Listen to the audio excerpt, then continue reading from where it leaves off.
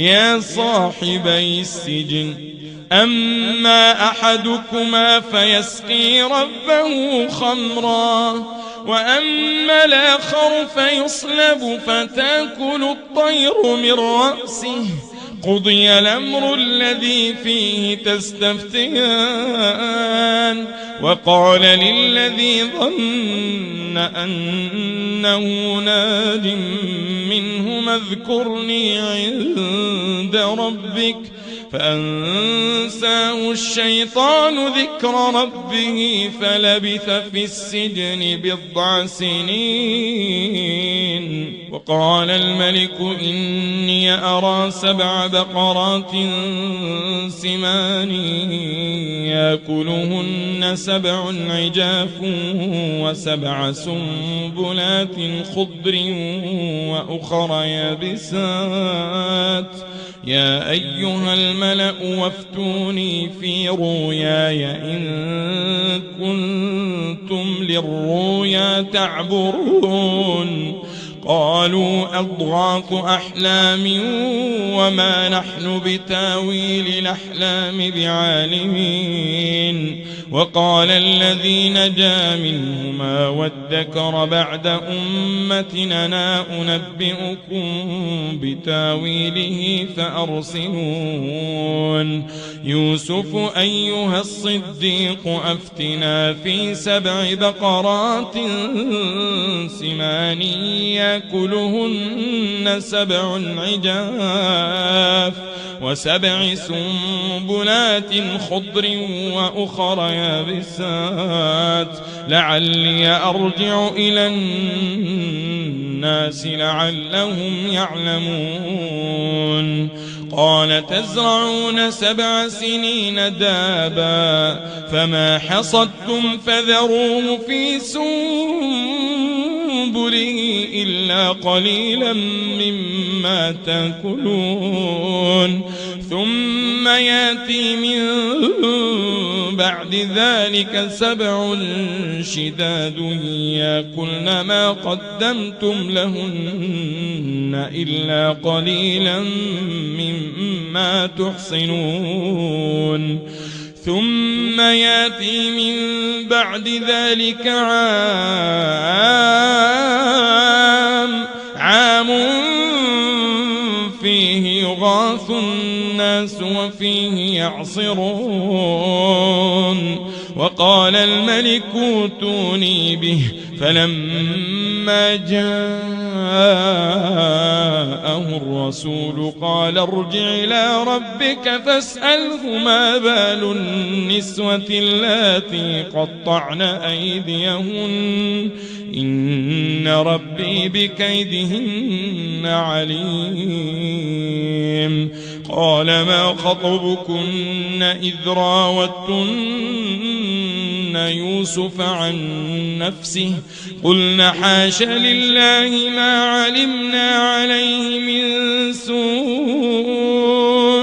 قالت امرأة العزيز لا نحصحص الحق أنا راودته عن نفسه وإنه لمن الصادقين.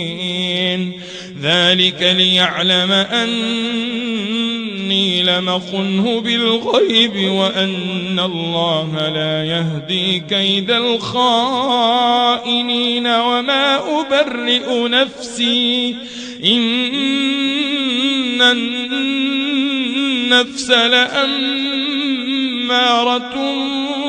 بالسوء إلا ما رحم ربي إن ربي غفور رحيم. وقال الملك ائتوني به أستخلصه لنفسي فلما كلمه قال إنك اليوم لدينا مكين أمين. قال اجعلني على خزائن الأرض إني حفيظ عليم. وكذلك مكنا ليوسف في الأرض يتبوأ منها حيث يشاء نصيب برحمتنا من نشاء ولا نضيع أجر المحسنين. ولأجر الآخرة خير للذين آمنوا وكانوا يتقون. وجاء إخوة يوسف فدخلوا عليه فعرفهم وهم له منكرون. ولما جهزهم بجهازهم قال ائتوني بأخ لكم من أبيكم ألا ترون أني أوفي الكيل وأنا خير المنزلين فإن لم تاتوني به فلا كيل لكم عندي ولا تقربون. قالوا سنراود عنه أباه وإنا لفاعلون. وقال لفتيته اجعلوا بضاعتهم في رحالهم لعلهم يعرفونها إذا انقلبوا إلى أهلهم لعلهم يرجعون. فلما رجعوا إلى أبيهم قالوا يا أبانا منع منا الكيل فأرسل معنا أخانا نكتل وإنا له لحافظون.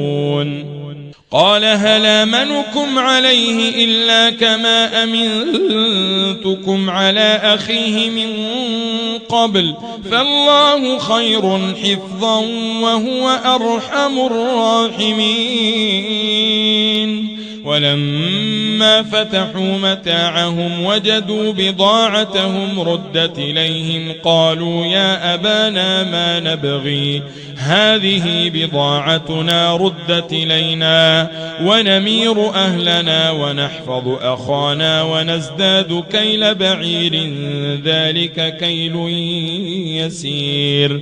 قال لنرسله معكم حتى توتون موثقا من الله لتاتونني به إلا أن يحاط بكم فلما آتوه موثقهم قال الله على ما نقول وكيل. وقال يا بني لا تدخلوا من باب واحد وادخلوا من أبواب متفرقة وما أغني عنكم من الله من شيء إن الحكم إلا لله عليه توكلت وعليه فليتوكل المتوكلون.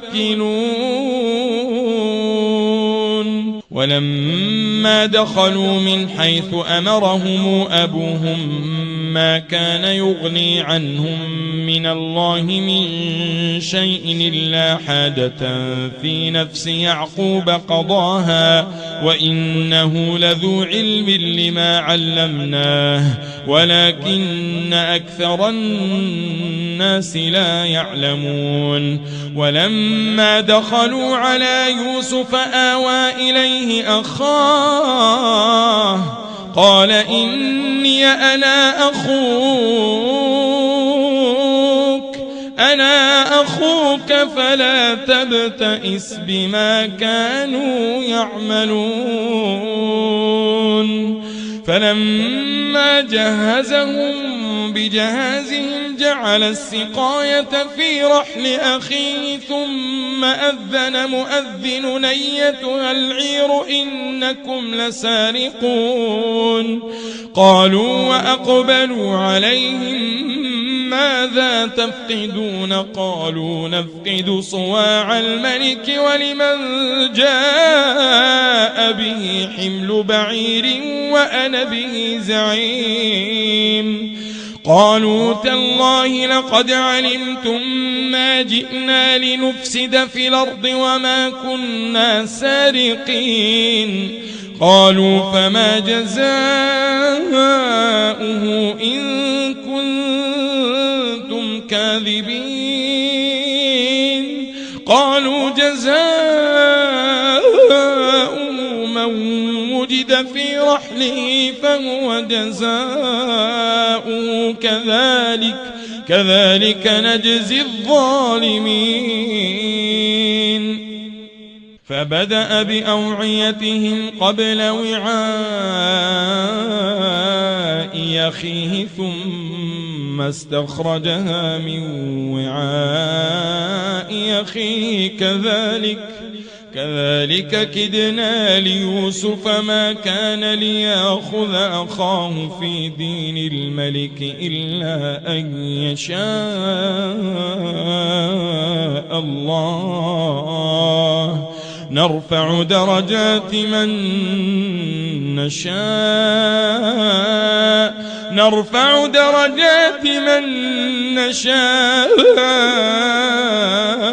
وفوق كل ذي علم عليم. قالوا إن يسرق فقد سرق أخ له من قبل فأسرها يوسف في نفسه ولم يبدها لهم قال أنتم شر مكانا والله أعلم بما تصفون. قالوا يا أيها العزيز إن له أبا شيخا كبيرا فخذ أحدنا مكانه إنا نراك من المحسنين. قال معاذ الله أن نأخذ إلا من وجدنا متاعنا عنده إنا إذا لظالمون. فلما استيئسوا منه خلصوا نجيا قال كبيرهم ألم تعلموا أن أباكم قد أخذ عليكم موثقا من الله ومن قبل ما فرطتم في يوسف فلنبرح الأرض حتى ياذن لي أبي أو يحكم الله لي وهو خير الحاكمين.